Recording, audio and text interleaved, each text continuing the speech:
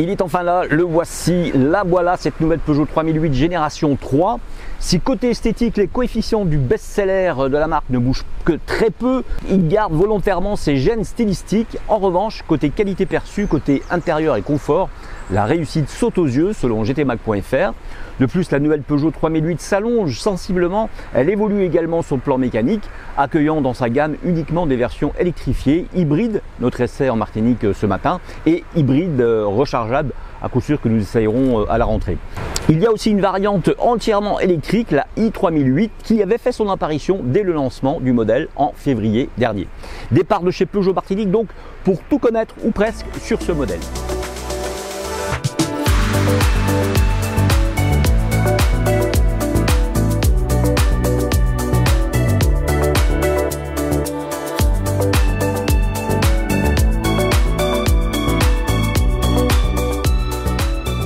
Le Peugeot 3008 hybride est basé sur la plateforme STLA Medium de Stellantis, long de 4,54 m, il prend 9 cm de plus que la génération précédente, il a un empattement de 2,73 m, plus 5,5 cm tout de même, une largeur de 1,89 m et une hauteur de 1,64 m.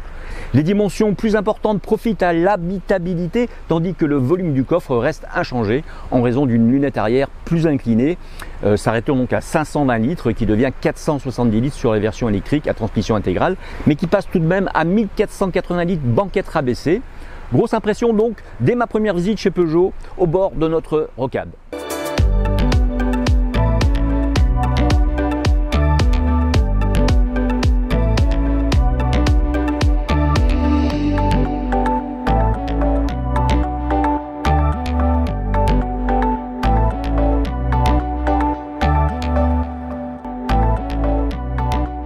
Un effet immédiat de qualité de fabrication frappe mon esprit et je perçois tout de suite le savoir-faire des designers français, dès le premier coup de crayon sûrement.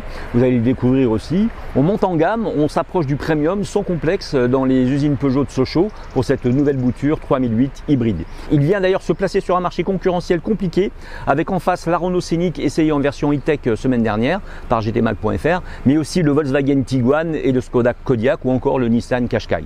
Pour ma part, je le trouve vraiment sur une des plus hautes marches du podium.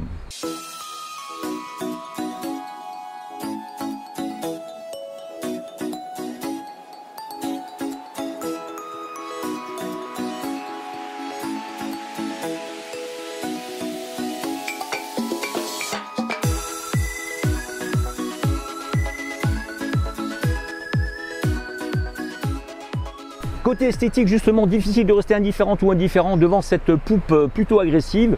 Le nouveau 3008 change tout ou presque en termes de style avec un esprit de SUV coupé. Peugeot a donc choisi un profil fastback plutôt dans l'air du temps pour son SUV. Les changements sont bien perceptibles à l'avant. Le nouveau 3008 s'éloigne assurément de sa seconde génération. La calandre sans délimitation est imposante, comme le bouclier d'ailleurs. Les phares plus fins sont positionnés très haut, juste sous le capot. Les trois griffes caractéristiques des nouveaux modèles de la marque se prolonge jusqu'au phare dont la signature lumineuse forme désormais 3 lignes. L'arrière est épuré et plus esthétique, le pare-choc est davantage massif tandis que les ailes gonflées s'étendent au-delà des feux dont la signature lumineuse reprend donc celle des précédentes générations.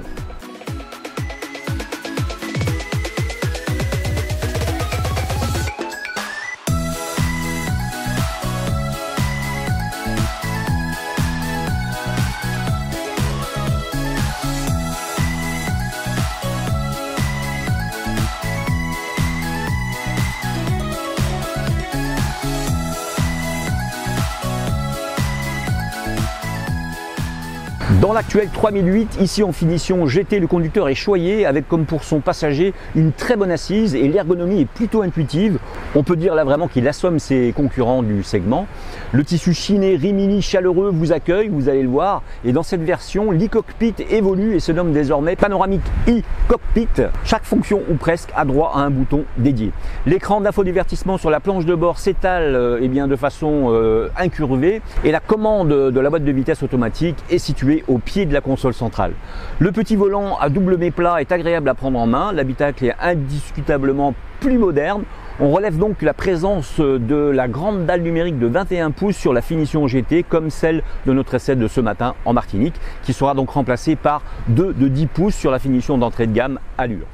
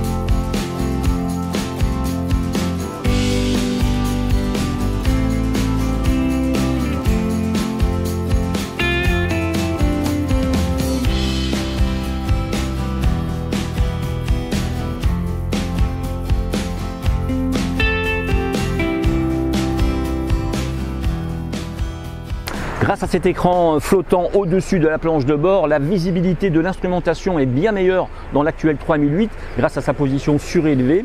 Cette dalle panoramique de 21 pouces n'oblige plus certains conducteurs à contrarier leur position de conduite pour lire confortablement les informations affichées. Côté pratique, les rangements ne manquent pas plus que la connectique usuelle, prise USB-C, chargement par induction. Aux places arrière, en revanche, malgré l'empattement agrandi de 5 cm, un adulte de 1,80 m verra vite ses genoux flirter avec le dossier du siège avant. Et le coffre est annoncé à 520 décimètres cubes, je vous l'ai dit, mais la banquette rabattable permet un tiers, 2 tiers et le dossier de siège devant est inclinable, de quoi donc charger quelques lourds et longs encombrants. On a vu 1480 cm3.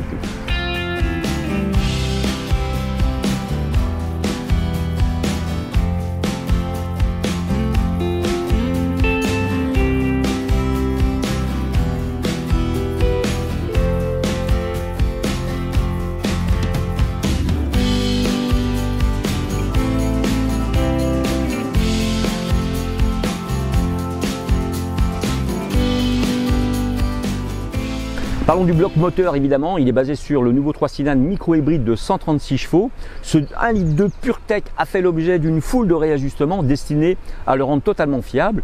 La courroie de distribution par exemple est remplacée par une chaîne. Il tourne en cycle Miller, plus efficace qu'un cycle conventionnel. Il gagne bien sûr un turbo à géométrie variable et reçoit surtout une nouvelle boîte double embrayage à 6 rapports baptisée IDCS6. En remplacement de l'ancienne donc boîte EAT8, souvenez-vous. Cette nouvelle boîte fabriquée par Punch Powertrain, un spécialiste des transmissions près de Metz en France hexagonale, conjointement avec Stellantis, apporte justement la principale nouveauté. Elle intègre un petit moteur électrique de 15 chevaux, pouvant délivrer 28 chevaux et 55 Nm de couple ponctuellement sur les fortes sollicitations par le conducteur.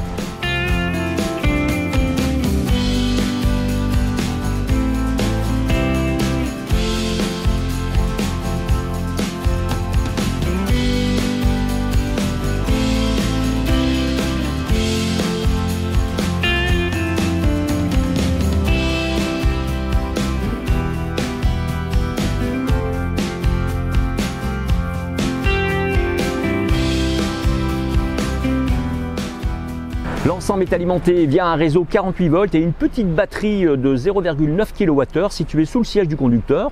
Le 3 cylindres micro-hybride propose une consommation mixte WLTP de 5,5 litres au 100 km et des émissions de CO2 WLTP toujours de 124 grammes au kilomètre. Finalement, le 3008 hybride 136 procure un net gain de consommation comparé à l'ancien 3008, 1 litre de PureTech 130 EAT8, c'était bien sûr l'objectif. Un 1,5 litre hybride rechargeable d'une puissance de 195 chevaux est proposé dans la gamme. Il embarque une batterie de 21 kWh et propose 80 km d'autonomie en tout électrique. Seules deux finitions, Allure et GT, sont disponibles au catalogue qui comporte aussi 3 packs d'options.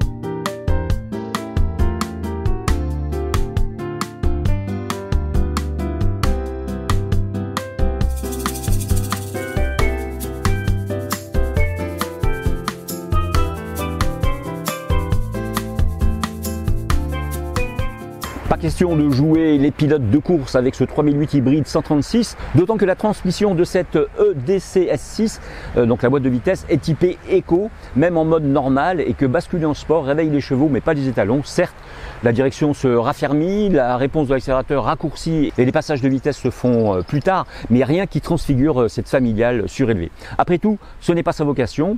Lui plutôt familial, il faut aussi optimiser bien sûr les scores CO2 du 3008 pour limiter les malus.